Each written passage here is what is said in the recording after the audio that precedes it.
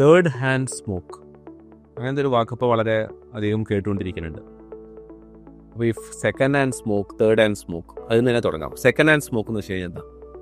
Second hand smoke, ഒരാള് cigarette വലിക്കുന്നു, ആ വലിച്ച പുക അതേപടി മറ്റൊരാൾ ശ്വസിക്കുന്നു. അപ്പോൾ രണ്ടുപേരും, ഇപ്പോൾ ഞാൻ ഇവിടെ ഇരുന്നിട്ട് പുക വലിക്കുമ്പോൾ അത് സാറിനെ എങ്ങനെ എഫക്റ്റ് ചെയ്യുന്നു എന്നുള്ളതാണ് സെക്കൻഡ് ഹാൻഡ് സ്മോക്കിന്റെ ഇതുള്ളത്. അപ്പോൾ അവിടെ പുകവലിക്കാരന്റെ ശരീരത്തിൽ ഉണ്ടാവുന്ന അതേ ഇഫക്റ്റ് സെക്കൻഡ് ഹാൻഡ് സ്മോക്ക് കാരണവും ഉണ്ടാവും. ഏകദേശം സിമിലർ ആയിട്ടുള്ളൊരു കാര്യമാണ്. കൂടെ നിൽക്കുന്ന ഒരാൾക്കും അതേ എഫക്റ്റ് തന്നെ ഉണ്ടാവുന്നു. ഒരു വീടിന്റെ അന്തരീക്ഷത്തിലേക്ക് പോവുകയാണെന്നുണ്ടെങ്കിൽ വീട്ടിലിരുന്ന് ഒരാൾ സിഗരറ്റ് വലിക്കുന്നു, അടുത്തിരിക്കുന്ന കുട്ടി, അയാളുടെ പാരൻസ്, അയാളുടെ ഫാമിലി മെമ്പേഴ്സ്, ഇവരെയൊക്കെ ഈ സ്മോക്ക് എഫക്റ്റ് ചെയ്യുന്നു എന്നുള്ളത്. തേർഡ് ഹാൻഡ് സ്മോക്കിലേക്ക് വരുമ്പോൾ പല ആളുകളും വിചാരിക്കുന്നത്, അല്ലെങ്കിൽ പല ആൾക്കാരും റിപ്പോർട്ട് ചെയ്യാറുള്ള എന്താണെന്ന് വെച്ചാൽ, ഞാൻ വീട്ടിൽ നിന്ന് വലിക്കാറില്ല, ഞാൻ വീട്ടിൽ സാധനം കയറ്റാറേ ഇല്ല, അല്ലെങ്കിൽ കുട്ടികളുടെ മുമ്പിൽ നിന്ന് ഞാൻ വലിക്കാറില്ല, ഞാൻ മാറിയിരുന്നിട്ട് മാത്രമേ വലിക്കാറുള്ളൂ. കാരണം അവരെല്ലാവരും സെക്കൻഡ് ഹാൻഡ് സ്മോക്കിനെ പറ്റി അവെയറാണ്, അത് എൻ്റെ ഫാമിലിയെ എഫക്റ്റ് ചെയ്യരുത് എന്ന് ജെന്യുവൻ ആയിട്ട് വിശ്വസിക്കുന്ന ആൾക്കാരാണ്.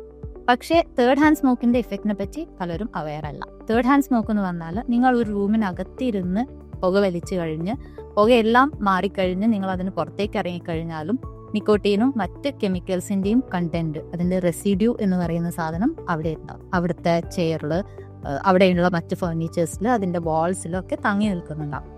അത് അവിടെ വരുന്ന ആ റൂം പിന്നീട് ഉപയോഗിക്കുന്ന ആൾക്കാരെ എഫക്റ്റ് ചെയ്യാനുള്ള സാധ്യതകളുണ്ട്.